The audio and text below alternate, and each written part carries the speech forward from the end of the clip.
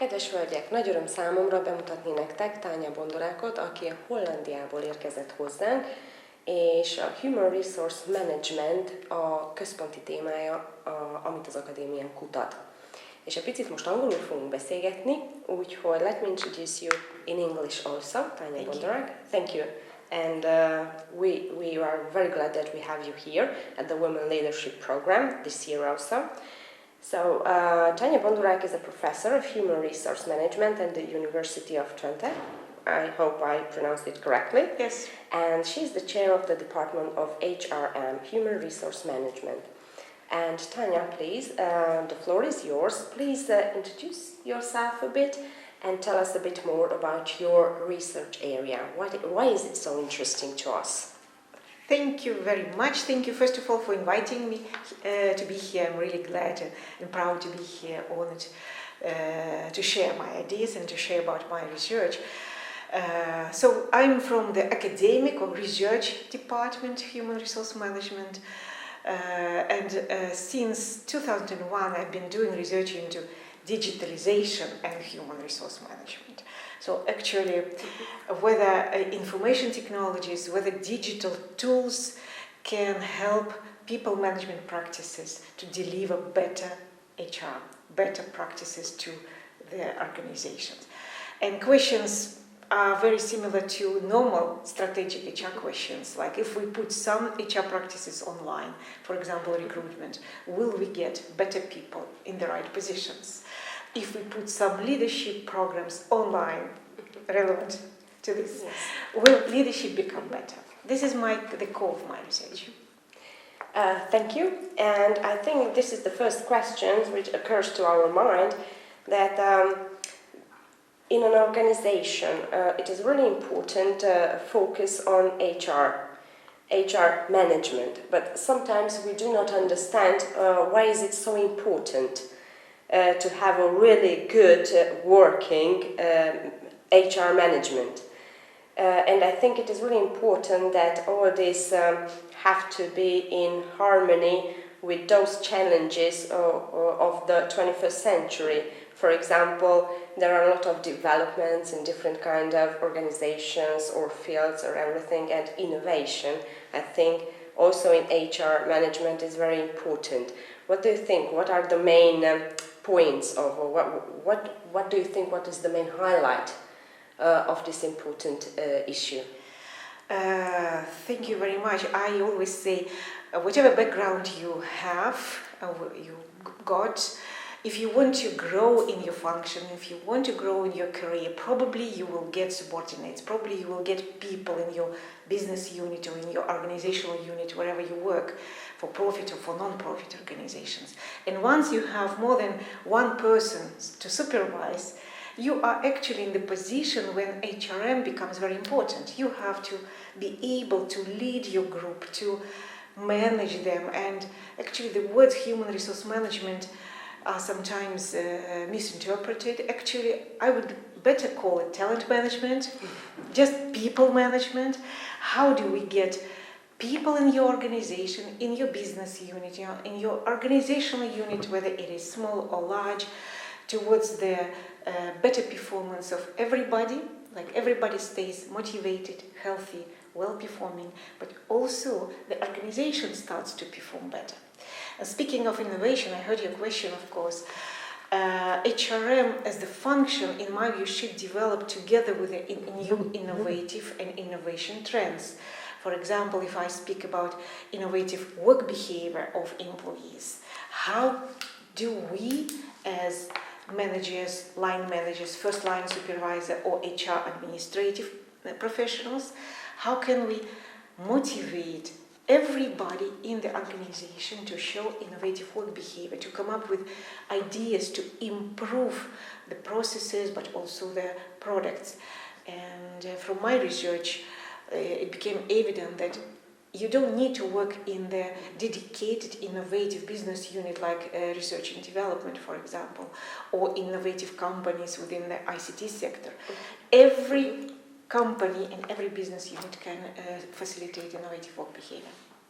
I think it is really important to stress that behavior, work mentality how is it linked to, for example, demographics in a country, for example? Can we talk about this kind of links?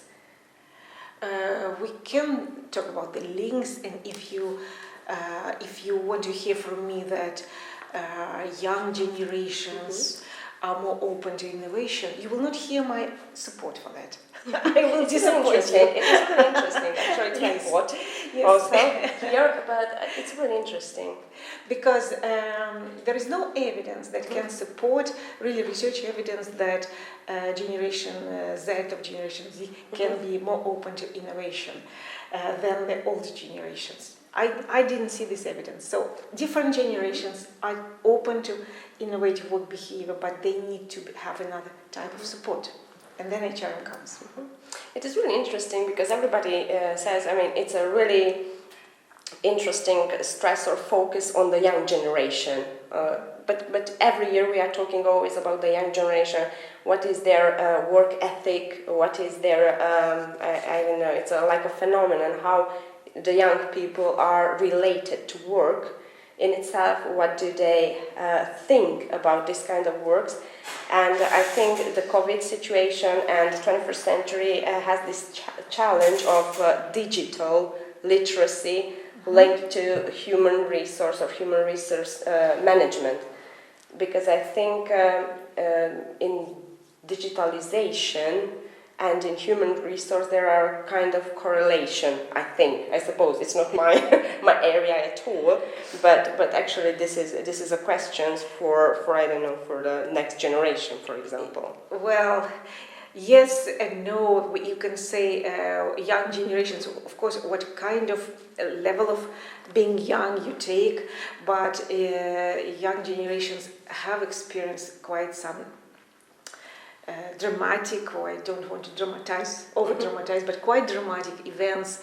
If you, not only the COVID, not only pandemic, but economic crisis was on their shoulders. Even before that, you remember 9/11 was also in their childhood. This generation is rising up with maybe another attitude.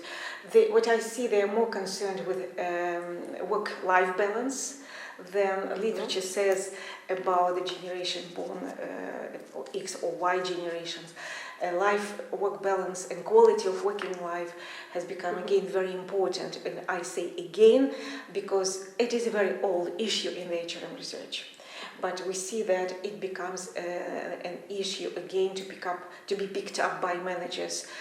Young colleagues talk about really lives in the evenings instead of only working in order to achieve career. They like to work anytime, any place. We talk about digital nomads, for example. We also talk about digital fluids. I assume that digital nomads are those who do work anytime, any place. And then HRM policies have to be flexible enough to be able to offer these possibilities. It's really interesting because I think it's really a trend towards that, and I think this kind of work ethic or work behavior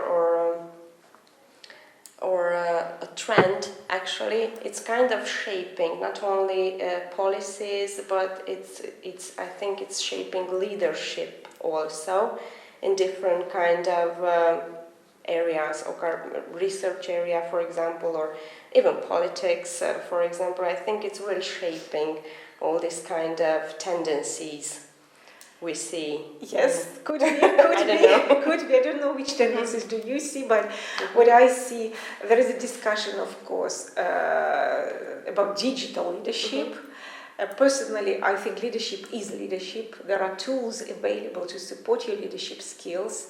For example, to have online sessions. But if a person is not a leader in a sense, he or she does not pay attention much to work-life balance of his or her employees, then e-tools will not help to become a better leader. E-tools will not force this leader to say like, hey, let's have weekly meetings now online, because otherwise it's not possible. So of course we know such a phenomena that leaders who establish their profiles via LinkedIn or other social media, Facebook, etc., and send very outspoken messages. It is leadership. It's also leadership style, I would say, but it's again the content of the message that becomes important. And the social media or other e-tools can only support this message to go through. So my core message is leadership, whether it's digital or not.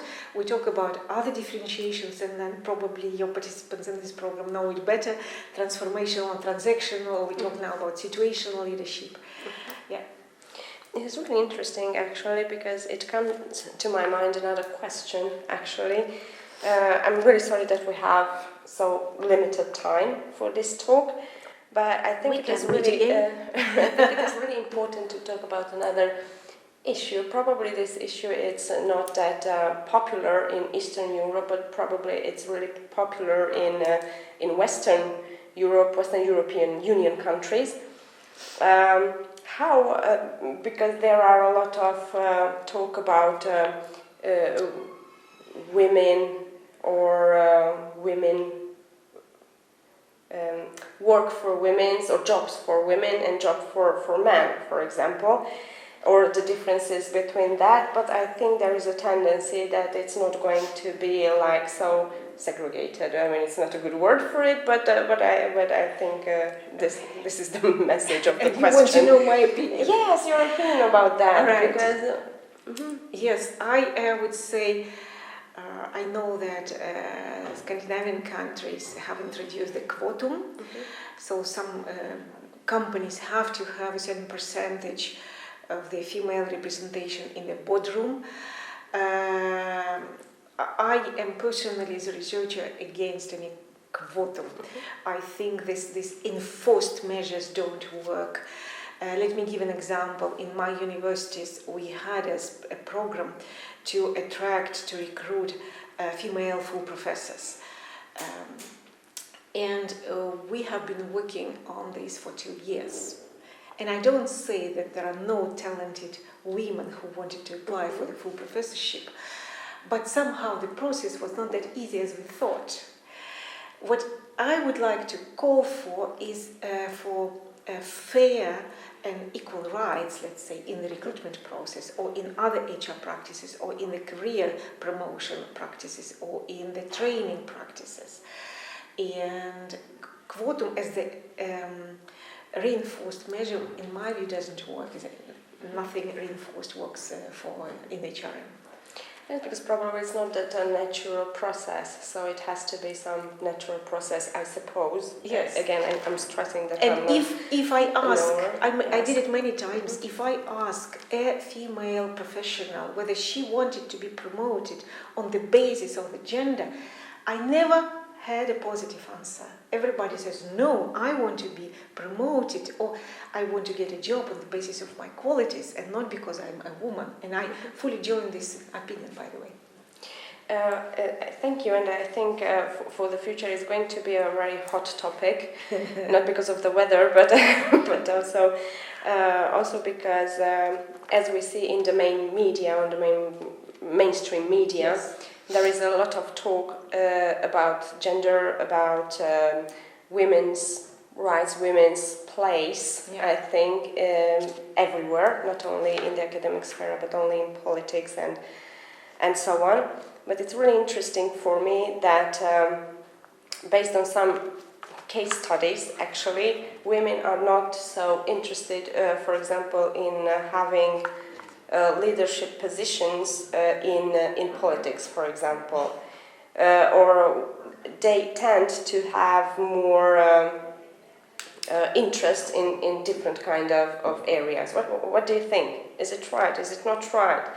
You know, deep in my heart, I'm a researcher. I can't have a judgment like this. I need to see numbers. I need to see research evidence.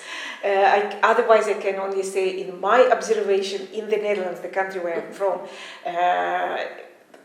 the cabinet is luckily full of women, and that brings another dynamics, emotions, other types of conversations. But if you say women don't want to be in the political arena, I need to see numbers because I don't believe it.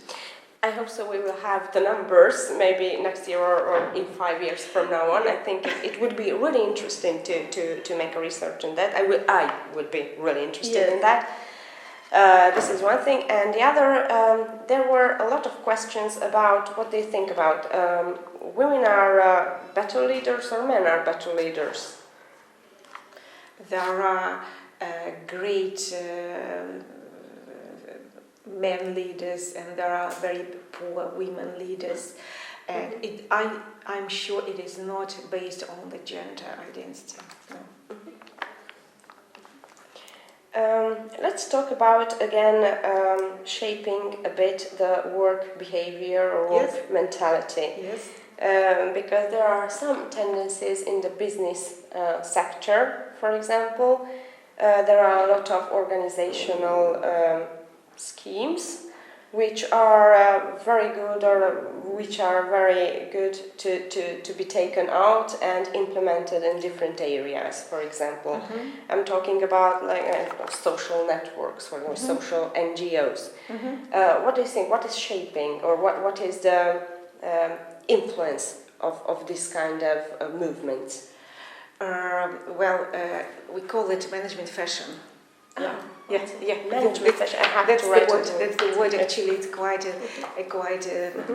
old phenomenon since 1990s. Management fashion, when companies or organizations try to take what they call best practices and implement and try to use it one-to-one, like one size fits all, in their own organizations. And it is a very risky process because types of organizations are different, the countries are different, people working are different, even the HRM administration is different, traditions are different, etc. Think about probably you had work before. You came to work in this institution and you feel it is different, although you don't know why. Sometimes you just feel it. It's what we call organizational culture. So when you see companies, organizations, or NGOs trying to pick up a practice and just say, like, we now do it this way because it was successful in another organization, it is a road towards failure.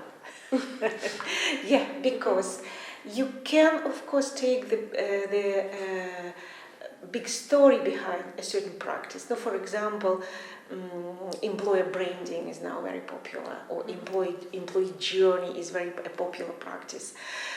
But you need to apply it to your circumstances. You need to, and first of all, apply it to your strategy. And maybe NGOs don't talk about strategy, they talk about the vision. Still, it is the same, that big idea. Who are your employees? Who are your talents in your organization?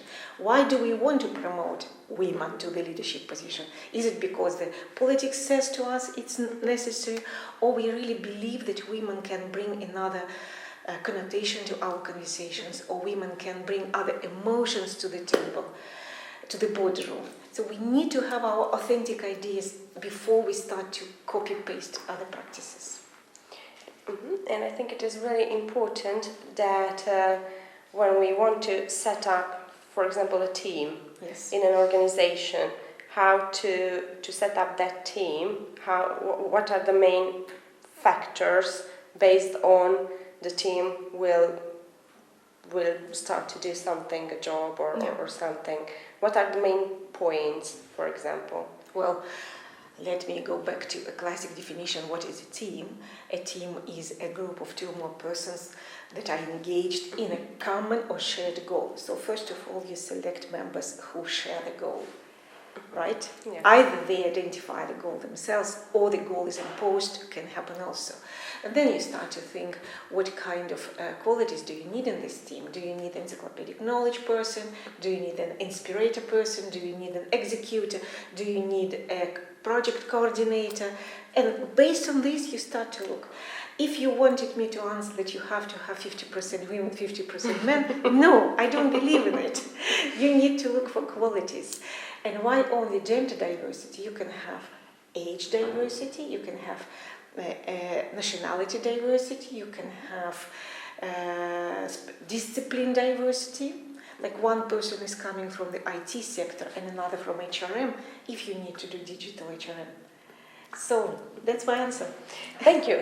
I'm really trying to memorize all your answers because it's really, oh yes, we are recording it, so it's a really good thing, I think. But the other thing is, it is management fashion, just I've heard it, so I think it's really interesting. What is influencing the management fashion? Well, there are so-called management setters, and business schools are, let's say, one of the influencers, management fashion. And those could be big consultancy companies. Remember, McKinsey coined the term war for talent, and we can't get rid of this term. We're still in the war for talent because some years ago McKinsey talked about this, or put this term. So consultancies from publishers who choose which textbooks and how to publish. Business schools themselves are very much dominating in the field of business administration, for example. And politicians also, many, I know from my research in the digitalization and IT implementation, many IT projects in the government are initiated by politicians because they believe that digitalization is the solution. So these are management setters, as we call them. It's really interesting also, this one. I think I use this word a lot during this conversation, but it's really inspirational, this conversation. I'm really happy that I'm here and I have the opportunity to ask you all the questions. So, and the other thing I think from HR management, probably it's really important to understand the differences between the digital gap. I think that the youngsters who are born almost with this digital thing, and there are the older generation who are not familiarized with all this kind of digital era work and so on. Because it is really frightening, for example, for my grandparents, that there are some works or some jobs that are going to disappear, to vanish. And what are those skills we should focus on, or what are those skills we should teach our, I don't know, because they are a kind of workforce, but they are not trained to use these digital competencies. Thank you very much. Actually, you're touching three topics. Yes, First, like generational differences in their attitudes toward digitalization. If I hear you well, then job disappearances from the job market, and the third, skills needed. Shall I try to approach them? So about generational differences and technology, in this case digital technologies, not manufacturing technologies I'm talking about. This question is not new. We have now the fourth industrial revolution, and from the first industrial revolution, if you look at the literature, there were talks that the old generation is not able to manage technologies. Now those who were young 50 years ago, let's say, they are in the position to be called like, you don't understand technology. And believe me, 50 years ahead, the people who are now at the age of 15, 18 will experience the same. What I'm saying is actually, maybe it's a little bit what you didn't expect from me. First, through so many decades of our investments in technology and design of digital tools, I think it's time now to expect that digital tools will be adaptive to people and not another way around. I feel as a researcher almost ashamed that we still speak this language that people have to adapt to technology, and not technology has to adapt to people. In terms of robotics, software, artificial intelligence, etc., those tools have to be designed in such a way that, independent on the age, we have to be able to work with this. This is first.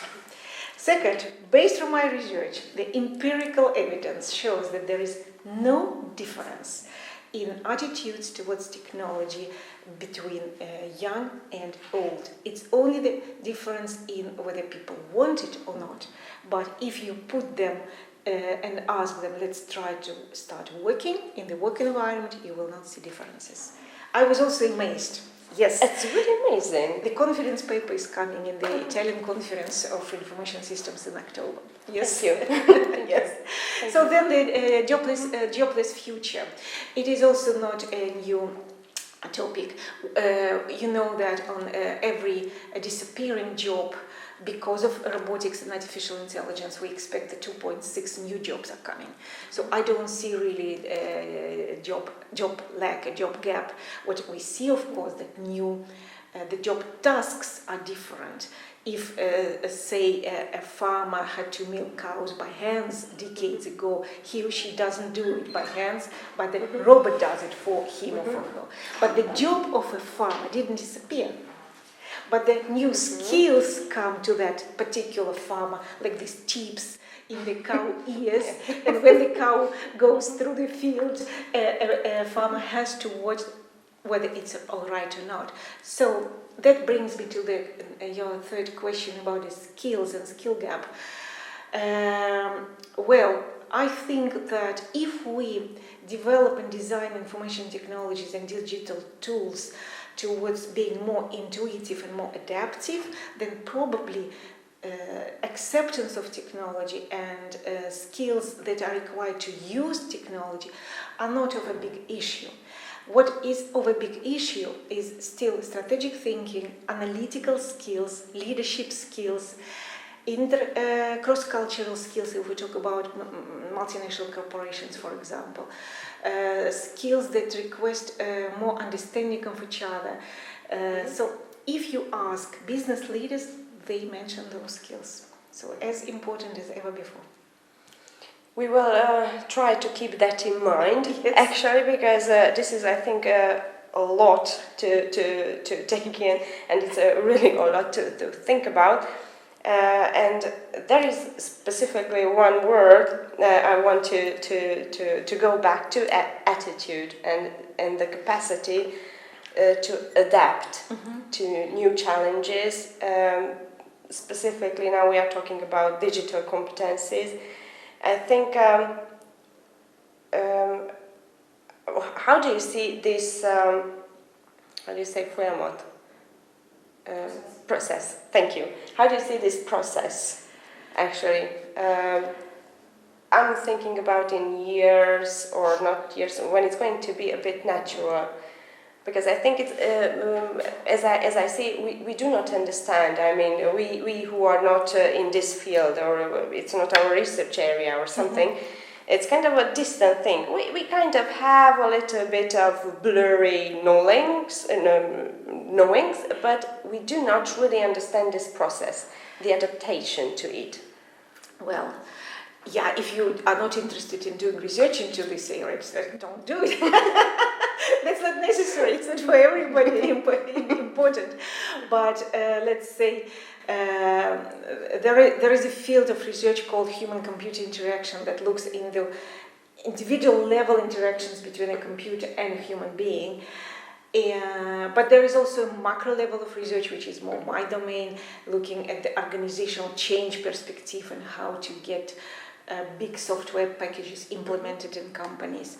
Well, I see the difference only that the market of digitalization has become very brutal. If early days we had well-known 2 or 3 market players in the field of digitalization, now if you go to the technical fairs, you see like 300 of them available. So what this brings me to is that people need skills to be able to choose, not so much to adapt to technology, what I said before, but to choose which technologies we need, which digital tools will we need now and in 5 years. But the process is the same. The process is really the same. We need, for example, top management commitment. We need good communications. We need working groups that will explain how it works. We need training. And it doesn't become quicker. Like it takes the same period of time to get adapted or adopt a new technology. Well, we hope really for the best. Yes, I think we really hope for the best. I'm trying to imagine all the good things. We will thank for research, for technology, and for everything. But I have another questions. What do you think? What is the most important for the young ladies who wants to be someday in leadership positions, NGOs or political or business area or academic sphere? So we are looking forward to be good leaders in every aspect of the world. So what do you think? What is the most important? The most important is to stay by yourself and to first ask yourself, where do I want to be in 3 or 5 years, and what do I want to be famous for? It is a self-reflecting question which is very difficult to answer. I've been there too, and it is a very important question to answer. And this should be like a guidance to your career. Another point, don't try even to copy men, because some men are successful. Because if we try to copy their behavior, sit like this during the meetings, or starting asking the same types of questions, we lose, because we are not men. We have our own best characteristics, our emotions, our social networking possibilities.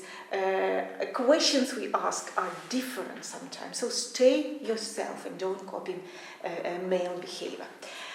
And third, choose a company where you want to work for and look for their work conditions, and don't accept those companies that are not explicit in their gender diversity policies, that the companies that don't offer special conditions for men and women given the gender diversity. These are 3 lessons. Thank you so much for your time, and I really hope that everybody will keep in mind this advice, because I am going to do that. So really thank you that you joined us and hear us. If you have any questions, please just write it to me in my email. And if you have questions to Tanya, we are going to give the questions to Tanya, and when you will have time, please answer to them. I will. So thank you again to you and Tanya. Really thank you. Thank you for inviting me. Thank you.